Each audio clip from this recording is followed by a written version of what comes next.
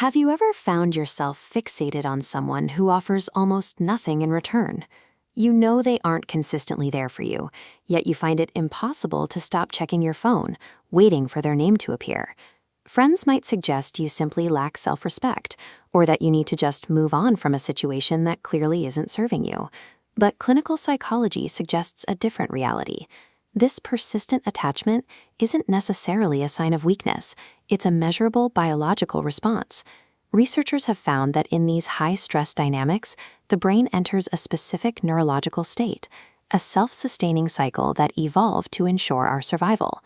To understand why this happens, we have to look past the person you're chasing and examine the internal mechanics of a mind attempting to resolve its own history. This process starts with how we perceive reward.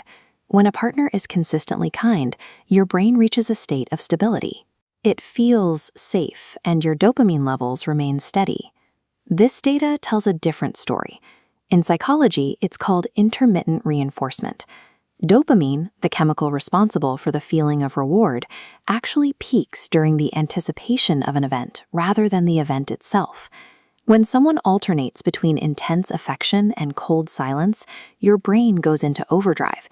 It begins to treat their attention as a rare, high-value prize, keeping you locked in the tension of when that next win might occur. This is the same neurological feedback loop observed in gambling and social media use.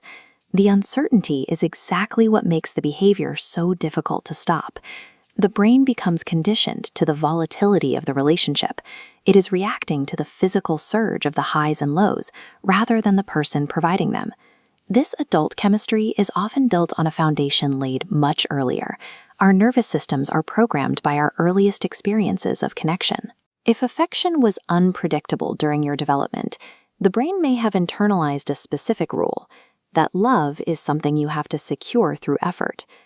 When you encounter a distant partner as an adult, your brain recognizes that familiar friction.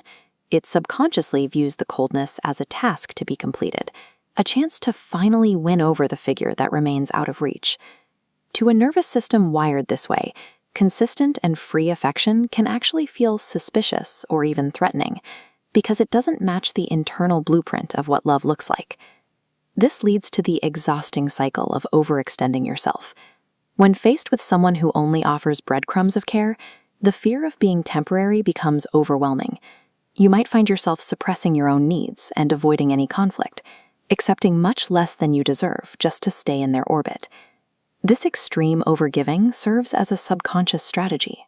By being perfectly useful and hypervigilant, you are attempting to become so vital to them that you cannot be abandoned. The effort is a protective measure. It's the mind's way of trying to prevent a rejection it learned to expect long ago. In many cases, the obsession bypasses the actual person entirely. When real needs aren't being met, the brain fills those gaps with rehearsed scenarios, imagining a future where they finally understand you. This creates an attachment to a version of them that lives only in your thoughts.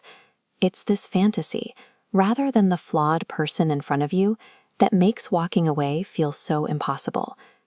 If you are currently caught in this cycle, it's helpful to recognize that your thoughts are often focused on a ghost, a combination of dopamine, your old blueprints, and your imagination. You are navigating a nervous system that is simply trying to find safety in an unstable environment.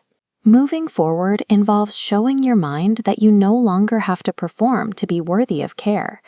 We focus on explaining the mechanics of the mind to help you navigate it more clearly.